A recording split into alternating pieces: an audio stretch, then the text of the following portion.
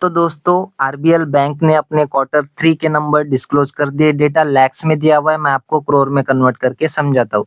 So bank की इस quarter की टोटल इनकम रही है 4,717 करोड़ की। पिछले क्वार्टर में 4,440 करोड़ थी और पिछले साल 4,609 करोड़ की टोटल इनकम बैंक ने जनरेट की थी। तो ईयरली बेसिस पे देखिए, क्वार्टरली बेसिस पे देखिए तो बैंक की टोटल इनकम हमें बढ़ती हुई नजर आ रही है। इंटरेस्ट इनकम की बात करें तो इस क्वार्टर की है 3,666 करोड़ की। पिछले क्वार्टर में 3,507 करोड़ थी और पिछले साल 3,536 करोड़ की इंटरेस्ट इनकम बैंक ने अर्न की थी। सो ईयरली देखे, क्वार्टरली देखे तो बैंक की जो इंटरेस्ट इनकम है वो भी हमें अच्छी खासी ग्रो होती हुई नजर आ रही है। बात करें बैंक के खर्चों की, सो बैंक की इस क्वार्टर के खर्चे रहे 3,804 करोड़ के। पिछले क्वार्टर में 3,711 करोड़ थे और पिछले साल 3,613 करोड़ के खर्चे बैंक ने किए थे। तो ईयरली खर्चे बढ़े, क्वार्टरली भी काफी ज्यादा खर्चे हमें बढ़ते हुए नजर आ रहे।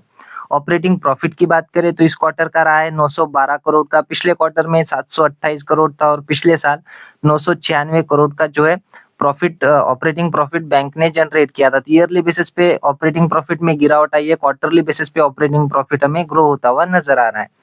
प्रोविजंस की बात करें तो इस क्वार्टर के रहे हैं 639 करोड़ के। पिछले क्वार्टर में 499 करोड़ थे और पिछले साल 1,189 करोड़ के जो है प्रोविजंस देखने को मिल रहे थे। तो ईयरली बेसिस पे बैंक के प्रोविजंस कम हुए, क्वार्टरली बेसिस पे प्रोविजंस हमें बढ़ते हुए नजर आ रहे हैं, जो कि एक नेगेटिव बात कह सकते हो। बात करें बैंक के प्रॉफिट की, सो बैंक का इस क्वार्टर का प्रॉफिट रहा है 213 करोड़ का। पिछले क्वार्टर में 178 करोड़ था और पिछले साल 32 करोड़ का प्रॉफिट बैंक ने जनरेट किया था। तो ईयरली बेसिस पे देखिए तो बैंक का जो प्रॉफिट है शानदार तरीके से ग्रो हुआ है।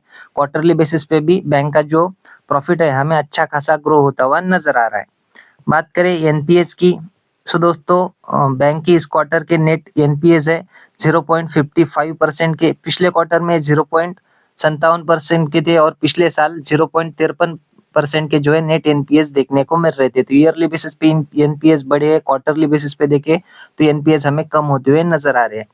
नेट प्रॉफिट मार्जिन की अगर बात करें, सो बैंक की जो इस क्वार्टर की नेट प्रॉफिट मार्जिन रही है दोस्तों, तो बैंक ने तो फिलहाल अभी नेट प्रॉफिट मार्जिन यहाँ पर दी नहीं है। ईपीएस की बात करें तो बैंक का इस क्वार्टर का ईपीएस रहा है 3 रुपए 48 पैसे का। पिछले क्वार्टर में 2 रुपए 92 पैसे था और पिछले साल 54 पैसे का ईपीएस बैंक ने जनरेट किया था।